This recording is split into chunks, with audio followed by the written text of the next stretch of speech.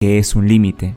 Piensa en la siguiente idea. Puedes acercarte demasiado a algo sin dejar nunca de acercarte y aún así nunca llegar. Sí, lo sé, suena bastante raro, pero imagina la siguiente situación. Estás a una distancia de 8 metros de una pared y por alguna extraña razón se te ocurre hacer lo siguiente. Avanzar hacia la pared, pero recorriendo siempre la mitad de la distancia. Es decir, al inicio te encuentras a unos 8 metros de la pared. Por lo tanto, en un primer recorrido avanzarás la mitad de esta distancia y estarás solamente a 4 metros de la pared. Y luego recorres nuevamente la mitad del camino y estarás solamente a 2 metros de la pared. Y recorres otra vez la mitad del camino, por lo que ahora solo estás a 1 metro de la pared. Y recorres la mitad, por lo que estarás a medio metro de la pared. Luego a 1/4 de metro, luego a 1/8 de metro, y si te has dado cuenta, podrás seguir recorriendo siempre la mitad del camino de manera indefinida, acercándote más y más a la pared. Pero, ¿en qué situación llegarías a tocar la pared? Pues cuando realices una cantidad infinita de pasos, es decir, en el límite del infinito llegamos a tocar la pared. Y ahora analicemos otra situación tan interesante como la anterior. Supongamos que tenemos un cuadrado, cuyo lado es de 1 unidad, por lo que el área de este cuadrado es igual a 1 unidad al cuadrado. Muy bien, ahora vamos a dividir este cuadrado por la mitad, por lo que el área de cada una de las piezas será 1/2 unidades al cuadrado. Ahora dividamos esta parte sombreada en la mitad, por lo que cada pieza tendrá ahora un área de 1/4 unidades al cuadrado. Y ahora dividamos esta otra parte sombreada por la mitad, por lo que cada parte ahora tendrá un área de 1/8 unidades al cuadrado. Y nuevamente dividamos la parte sombreada en la mitad, por lo que cada parte ahora tendrá un área de 1/16 unidades al cuadrado. Y si seguimos haciendo esto de dividir cada parte en la mitad, obtendremos 1/32, luego 1/64, luego 1/128 y luego 1/256. Y si te diste cuenta, podemos seguir dividiendo cada pieza en la mitad una cantidad infinita de veces. Ahora piensa en lo siguiente, si sumas las áreas de todas esas piezas, el área debe ser igual a 1 unidad al cuadrado, que es el área de todo el cuadrado. Es decir, esta suma con infinitos términos es exactamente igual a 1. Si sumaras 1.000.000 de términos, la suma sería igual a un número que está muy pero muy cerca de 1, pero no es exactamente 1. Por lo tanto, para que sea exactamente igual a 1, esta suma tendría que tener una cantidad infinita de términos. Podemos representar esta suma de la siguiente manera: 1 entre 2 elevado a 1, más 1 entre 2 elevado al cuadrado, más 1 entre 2 elevado al cubo, más 1 entre 2 elevado a 4, más 1 entre 2 elevado a 5, más puntos suspensivos, y así sucesivamente. Utilizando el símbolo de la sumatoria para representarlo de manera más compacta, podremos escribirlo de la siguiente manera: sumatoria del término 1 entre 2 elevado a n, desde n igual a 1 hasta infinito, es exactamente igual a 1. Y sí, esto es un muy buen ejemplo de cómo una suma de infinitos términos puede dar como resultado un resultado finito que es igual a 1 en el límite del infinito. Lo primero que debemos entender es el concepto de límite y para qué se utiliza. Y para ello veamos un ejemplo con la función f de x es igual a x al cuadrado, cuya gráfica podemos ver aquí. Supongamos que estamos interesados en analizar cómo se comporta esta función a medida que vamos tomando valores más y más cercanos a 2. Sabemos que cuando x vale 2, la función lo eleva al cuadrado, es decir, 2 al cuadrado, y nos devuelve el valor de 4. Pero no nos interesa saber qué sucede cuando x es igual a 2, sino más bien qué sucede cuando x toma valores muy pero muy cercanos a 2. Y para ello empecemos haciendo lo siguiente. Empecemos haciendo que x sea igual a 1. Reemplazando en la función obtenemos que f de 1 es igual a 1 elevado al cuadrado, que nos da simplemente 1. Ahora veamos qué sucede con la función cuando vamos acercándonos hacia el valor de 2. Y como vemos en la animación, mientras nos vamos acercando hacia el valor de x es igual a 2, la función se va acercando hacia el valor de 4. Ahora, para representar esta idea utilizaremos este nuevo concepto matemático llamado límite y que vamos a representar mediante el símbolo lim.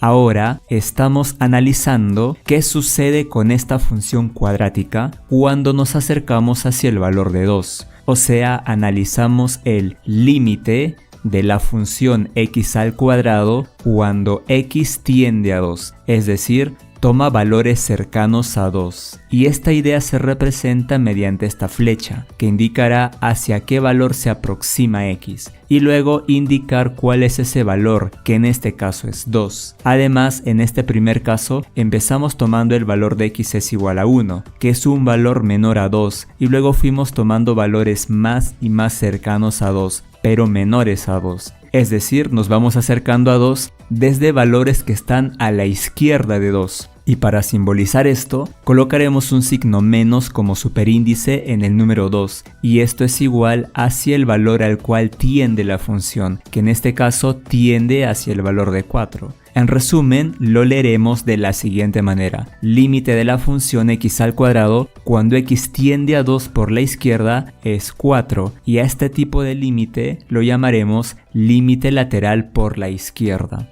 Y volvamos a analizar el mismo caso de la función x al cuadrado, pero acercándonos hacia el valor de x es igual a 2 desde la derecha. Supongamos que primero tomamos un valor de x es igual a 3, reemplazando en la función f de 3 es igual a 3 al cuadrado, que nos da 9. Ahora vamos tomando valores cada vez más y más cercanos a 2 y podemos ver qué sucede. A medida que nos acercamos a 2, la función se vuelve a acercar hacia el valor de 4. Por lo tanto, utilizando la notación que vimos en el ejemplo anterior, tendremos que el límite de la función x al cuadrado cuando x tiende a 2, pero en este caso se acerca hacia 2 tomando valores mayores a 2, o sea, valores que están siempre a la derecha de 2. Y para representar esto colocaremos un signo más como un superíndice en el número 2, que significa que se acerca a 2 por la derecha, y este límite es 4. En resumen, lo leeríamos de la siguiente manera: límite de la función x al cuadrado cuando x tiende a 2 por la derecha es 4, y a este otro límite lo llamaremos límite lateral por la derecha. Muy bien, y ahora que ya entendimos la idea tras el límite, hagamos una aclaración importante sobre el límite, ya que el límite estudia cuál es la tendencia de una función cuando haces que la variable tienda a un valor en específico. O sea, no nos interesa saber qué sucede en ese valor, sino qué sucede cuando te acercas a ese valor.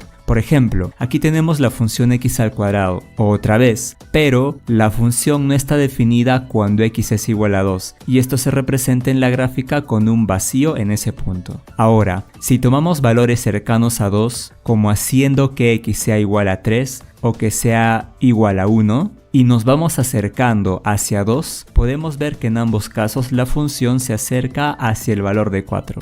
Es decir, los dos límites laterales, tanto por izquierda y por derecha, tienden hacia el mismo valor, por lo que podemos representar esto de la siguiente manera: límite de la función x al cuadrado cuando x tiende a 2 es 4. Y en el caso anterior ambos límites laterales coincidían, pero no siempre nos encontraremos en esta situación. Veamos por ejemplo este caso. Aquí tenemos la gráfica de esta función f de x. Veamos cómo se comporta esta función a medida que nos acercamos hacia el valor de 2. Notemos también que esta función no está definida en x igual a 2, pero no importa, ya que el límite analiza qué sucede cuando te acercas hacia el valor de 2. Muy bien, empecemos acercándonos desde la izquierda, es decir, el límite de esta función f de x cuando x tiende a 2 por la izquierda. Podemos ver cómo este límite tiende hacia el valor de 1.5. Ahora veamos qué sucede cuando nos acercamos a 2 pero por la derecha, es decir, tomamos el límite de la función f de x cuando x tiende a 2 por la derecha, y como podemos observar, este límite tiende a 0.5. Como podemos ver en este caso, el límite lateral por izquierda no es el mismo que el límite lateral por derecha, por lo que nos podemos preguntar si en este caso existe el límite de la función cuando x tiende a 2. Así que para responder esta pregunta, veamos en qué casos podemos afirmar que un límite existe y en qué casos no. Supongamos que tenemos una función f de x cuya gráfica se muestra aquí, y analizaremos qué sucede con esta función cuando nos acercamos hacia el valor de a. Podemos notar también que la función no está definida en x es igual a a, y como dijimos anteriormente, no es necesario que la función esté definida en ese valor, ya que el límite es un análisis de tendencia hacia un valor en específico. En este caso, de manera muy general, veremos cuál es la tendencia cuando x se aproxima hacia el valor de a. Primero empecemos viendo qué pasa cuando nos acercamos por la izquierda, y como vemos en la animación, a medida que nos acercamos hacia el valor de a, la función tiende a acercarse hacia el valor de L. Simbólicamente, límite de la función f de x cuando x tiende a por la izquierda es L. Ahora, veamos qué pasa cuando nos acercamos por la derecha. Y como vemos en la animación, la función tiende a acercarse nuevamente hacia el valor de L. Esto significa que el límite de la función f de x cuando x tiende al valor de a es L. Y podemos ver cómo ambos límites laterales coinciden, y cuando pasa esta situación diremos que el límite en x que tiende hacia el valor de a existe, y lo representaremos de la siguiente manera: límite de f de x cuando x tiende al valor de a es L. En pocas palabras, diremos que un límite existe cuando ambos límites laterales existan y coincidan en el mismo valor, es decir, el límite debe ser único. De manera muy formal podemos representarlo así: el límite de una función f de x cuando x tiende al valor de a es L si y solo si el límite lateral por la izquierda es igual al límite lateral por la derecha, es decir, ambos límites laterales son iguales al valor de L, y esta es la condición necesaria para la existencia de un límite. Si alguno de los límites laterales fuese distinto, entonces diremos que el límite no existe. De aquí podemos concluir que el límite es único. Además, es importante esta otra condición, que la función debe tender a un número finito cuando x tiende hacia el valor de a. O sea, el límite no puede ser infinito, porque infinito no es un número, sino que representa una idea de que un número se puede hacer más y más y más y más grande de manera indefinida. Pero para poder entender mejor, veamos la siguiente situación. Veamos, por ejemplo, cómo se comporta la función f de x es igual a 1 entre x al cuadrado, cuya gráfica se ve de esta manera. Esta función no está definida cuando x es igual a 0, porque al reemplazar obtendríamos 1 entre 0 al cuadrado que nos da 1 entre 0. Y esta división sobre 0 no está definida, pero vemos un comportamiento curioso a medida que x se acerca a 0. Por ejemplo, si tomamos valores de x cercanos a 0 por la izquierda, podremos ver cómo la función nos devuelve cada vez valores más y más grandes. Y para representar esto lo haremos de la siguiente forma: límite de la función 1 entre x al cuadrado cuando x tiende a 0 por la izquierda es infinito. Esto último no significa que el límite exista y sea infinito, ya que, como hablamos antes, para que un límite exista, su resultado debe ser un número finito, y en este caso no pasa. El límite, conforme te acercas a 0, se te hace cada vez más y más grande, por lo que esta notación de límite en este caso se utiliza precisamente para dar a entender esa idea, que en la medida que más y más te acerques al valor de 0 por la izquierda, el valor de la función te tiende a devolver valores cada vez más y más grandes. Y por otro lado, si tomamos valores cercanos a 0 pero por la derecha, veremos cómo la función vuelve a darnos números más y más grandes, y esto lo representamos de la siguiente manera: límite de la función 1 entre x al cuadrado cuando x tiende a 0 por la derecha es infinito. Y repito nuevamente, para este caso el límite tampoco existe, pero es costumbre usar la notación pero para ayudarnos a entender esta idea, que mientras tomes valores más cercanos a 0, la función tenderá a devolverte valores más y más grandes. Y además se puede trazar una recta punteada que pase por x es igual a 0. Aquí representamos a la asíntota de color amarillo y representa el valor que la función no puede tomar. Además que se puede observar cómo las gráficas tienden a acercarse hacia esta línea que es llamada asíntota, pero nunca podrán tocar a esta asíntota. Y aquí tenemos otro caso de límite que no existe. En este caso tenemos a la función f de x es igual a 1 entre x menos 2, que no está definida cuando x es igual a 2. Por lo tanto, no podremos hacer x es igual a 2, pero sí tomar valores muy pero muy cercanos a 2. Entonces veamos qué sucede. Si nos acercamos a 2 por la derecha, podemos ver cómo la función tiende a devolver valores cada vez más y más grandes. Y esta idea se representa así: límite de la función 1 entre x menos 2 cuando x tiende a 2 por la derecha es infinito. Y repito, esto es un abuso de la notación, puesto que el límite no existe, y más bien debemos interpretarlo de esta manera. Cuando en la función 1 entre x menos 2 tomas valores cercanos a 2 por la derecha, o sea mayores a 2, la función te devuelve valores más y más grandes. Y por otro lado, si tomas valores cercanos a 2 pero por la izquierda, la función tenderá a devolverte cada vez valores más y más negativos. Y esto se representa de esta manera: límite de 1 entre x menos 2 cuando x tiende a 2 por la izquierda es menos infinito, que hace alusión a la idea de que tiende a números cada vez más y más negativos. Además, en x es igual a 2 también podemos graficar la asíntota de esta función, como podemos ver aquí en la animación.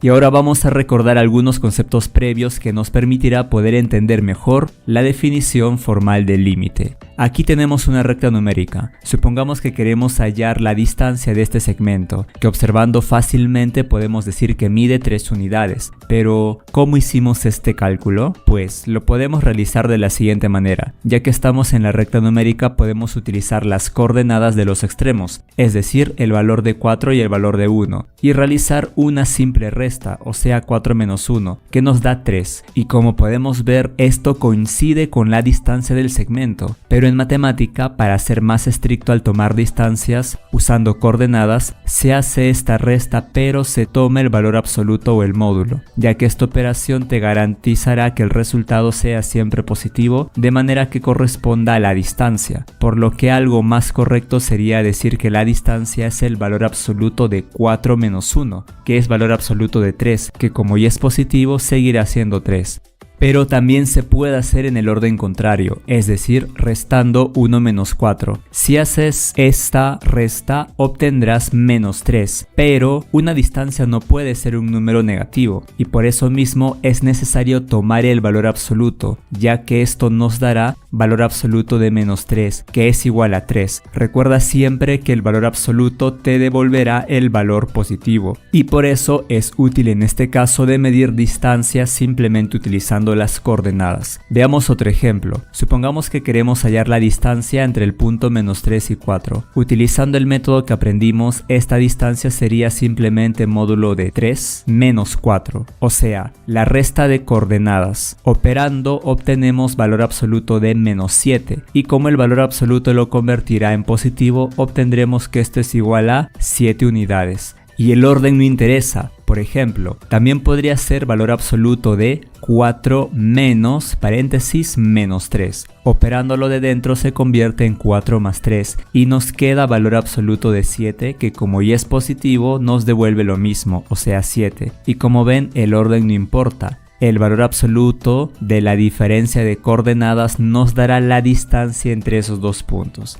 Ahora quiero que veamos esta idea de manera más general. Supongamos que queremos hallar la distancia entre estos dos puntos cuyas coordenadas son a y x. Y para este caso la distancia simplemente será igual a valor absoluto de x menos a. O también podría ser valor absoluto de a menos x. Teniendo en cuenta estos conceptos, estamos listos para poder entender qué hay detrás de la famosa definición del límite. Así que empecemos.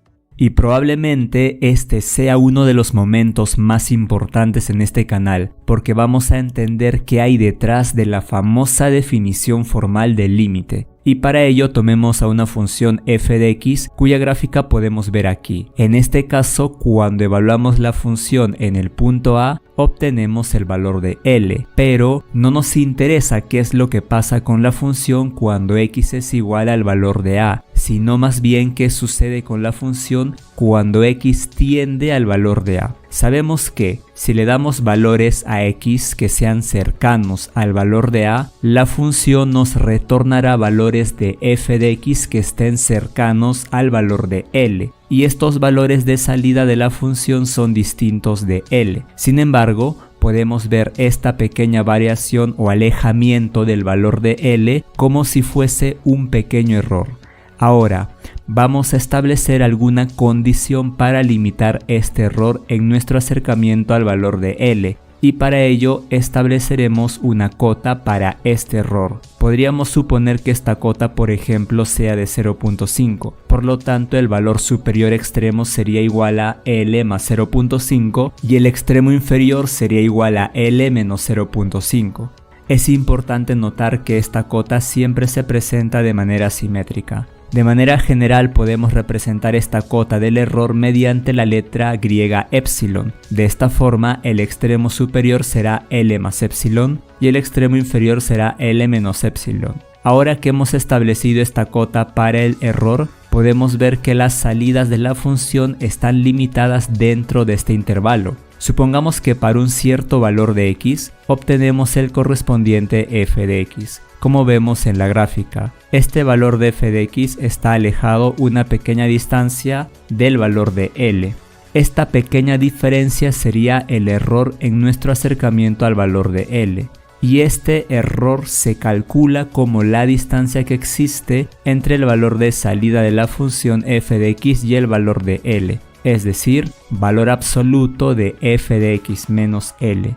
Y por otro lado, la cota del error que impusimos es igual a epsilon. La condición que se debe cumplir aquí es que el error en nuestro acercamiento al valor de L debe ser menor que la cota del error. O sea, valor absoluto de f de x menos L es menor que epsilon. Y este error en el acercamiento debe ser mayor o igual a 0, ya que este valor absoluto representa una distancia entre dos puntos, por lo que siempre es mayor o igual a 0. Ahora, debido a que hemos impuesto una cota para el error, estas cotas para el error están directamente relacionadas con unos valores de abscisas o valores de entrada de la función, y que como vemos en la gráfica no siempre son simétricos. Habrá algunos casos en los que sí sean simétricos, pero para esta gráfica en especial no lo son. Por lo tanto, tenemos dos valores extremos de abscisas que están directamente relacionadas con las cotas de error que hemos impuesto. Lo que haremos ahora es declarar un intervalo que esté centrado en x es igual a, que sea simétrico y que nos garantice que sus valores de salida estén dentro de nuestra cota de error. Y para tener garantía de ello elegiremos el intervalo más pequeño y esta distancia la llamaremos delta. Podemos ver que la distancia entre el valor de x que usamos en nuestra aproximación y el valor de a es igual a valor absoluto de x menos a. Y esta distancia a su vez tiene que ser menor que delta. Además, esta distancia debe ser estrictamente mayor que 0, debido a que el valor de x tiende al valor de a, o sea, se acerca mucho hacia el valor de a, pero nunca será igual al valor de a. Ahora, lo que nosotros buscamos es que el límite de la función f de x cuando x tiende al valor de a sea L. La pregunta es, ¿cómo hacemos para que el valor de la función f de x se acerque al valor de L? Y la clave para garantizar esto está en restringir el valor de epsilon, o sea, hacer que el valor de epsilon sea más pequeño cada vez, ya que al hacer más pequeño el valor de epsilon, los valores de salida de la función están cada vez más restringidos y por lo tanto cada vez se acercarán más y más hacia el valor de L. Y si restringimos aún más el valor de epsilon, los valores de salida de la función irán tomando valores más y más cercanos a L. Por lo tanto, tenemos que hacer cada vez más y más pequeños el valor de epsilon, de tal forma que la función se acerque más y más al valor de L. Por lo tanto, para garantizar que las salidas de la función se acerquen más y más al valor de L, esto debe cumplir para todo valor de epsilon mayor que 0 y tan pequeño como quieras. Y a su vez que se cumple esta condición para todo valor positivo de epsilon, implica que existe un valor de delta también mayor que 0. Por lo tanto, para garantizar que el límite de la función f de x